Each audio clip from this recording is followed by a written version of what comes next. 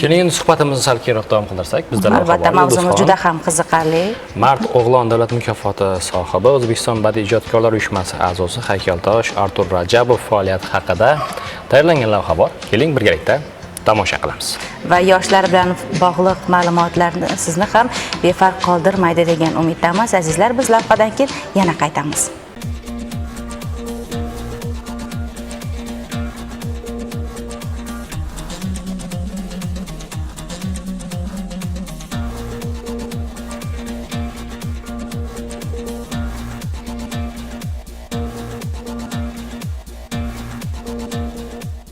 Bundan 25 yil oldin yosh bolapaytim buvim va marhum tog'am bilan Xivaga olib borishgan.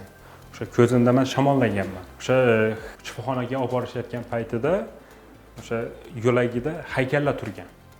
O'sha byustchalar, o'sha shifoxonada fidoyi kasbini egalarini byustlari turgan. Bilasizmi, menga bir boshqacha ta'sir qildi o'sha byustlar. Keyinchalik mana yillar o'tib, mana shu haykaltaroshlikka, shaklga bo'lgan muhabbatim mana shu voqeadan deb bilaman. Keyinchalik bu qiziqish meni tumanimizdagi Baxtiyor Ro'zmetov marhum ustozim, joylari jannati bo'lsin, o'sha ustozga meni buvim olib borib yetaklab olib borishdi. Baxtiyor ustoz bilan savol kasallik so'rashdim. Ustoz men aytdim, "Shu bolamni keldim. Bundan bir natija chiqamo" dedim. Ondan aytdi, "Ishat" deb qarab turdi-da, "Bundan chiqadi natija" dedi. "Esa" dedim, "Senki, meniki, sizniki" dedim. "Shu bolamni topshirib ketsam bo'ladimi" dedi. "Havo" dedi. "Topshiring" dedi. Uni qo'lida men ancha yil ta'lim oldim. Deyarli bir 15 yilgacha ta'lim oldim. Keyinchalik ustozim meni o'sha Urganch shahridagi ixtisoslashtirilgan san'at maktabida o'qishga kirdim. Ularni yaxshi baholarga tugatib va Toshkent shahridagi Kamoliddin Behzod nomidagi Milliy rasm va dizayn institutiga haykaltaroshlik yo'nalishiga o'qishga kirdim. U yerda meni ustozlarim Rustam Ermetov, keyinchalik magistraturada Azamat Xatamov va Jasvan Annazarovlardan men ta'lim oldim. O'qishni tugatganimdan keyin respublika tanlovlarida ishtirok etib boshladim va shu kungacha men 30 ta tanlovda qatnashib, ulardan 7 tasi g'olib chiqdim.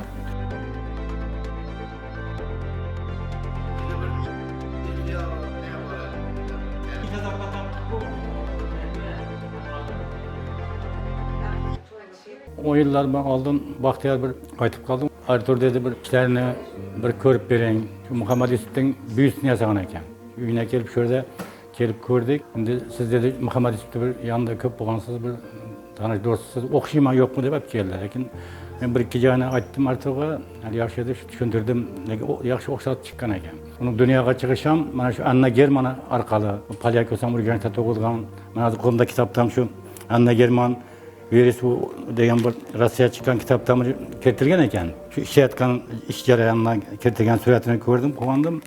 Keyinchalik men o'z ustimda juda ko'plab ishlab boshladim va 2022-yil Anna Germanni vokal bo'yicha xalqaro medal yasash tanlovida men g'olib chiqdim. Aynan men o'sha yasagan medal har yili o'sha Yevropa va Polsha davlatlarida o'tkaziladigan festivallarda g'olib chiqqan qo'shiqchilarga taqdim etiladi.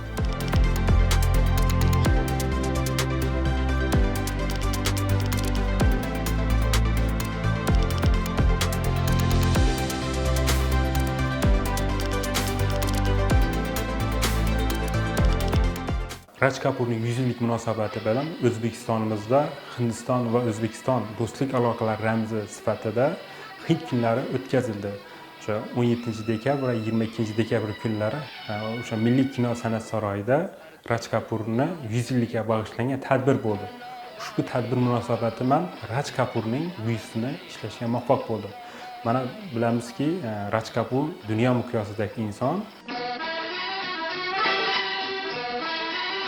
Raj Kapurning eng gullagan davrini ko'rsatishga harakat qildim. Bosh obraz sifatida o'sha Sangamdagi obrazlarni oldim.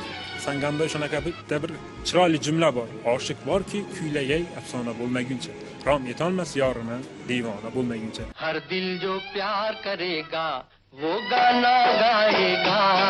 Har dil jo pyar karega, wo gana gaega. Divana sainkadon mein पहचाना जाएगा दीवाना सैकड़ों में पहचाना जाएगा दीवाना Maması asosiy sababchi bo'lgan mana iftorga kelishini bir qo'llov kerak. Ko'p iqtidorlar bor, qo'llov bo'lmasa, rag'bat bo'lmasa, ishdan qo'li so'p ketishi ham mumkin. Mana Artur shu bosqichlar bosib keldi, yana birinchi katta bosqich Mard O'g'lon shuni davlat mukofoti prezident shaxsan qo'llangan, endi bu ijodiy yutuqlarga erishdi. Prezidentimizni mukofotni topshirayotgan paytda menga mana shu so'zlarni aytdi. O'g'lim, yoshingizga nisbatan katta ishlarni qilibsiz. Tabriklayman. Men haykaltaroshlarni qo'llab-quvvatlayman. Sog' bo'ling, salomat bo'ling. Sizdan kelajakda ajoyib asarlarni yaratishingizni kutib qolaman degan so'zlari meni ta'sirlantirib yubordi.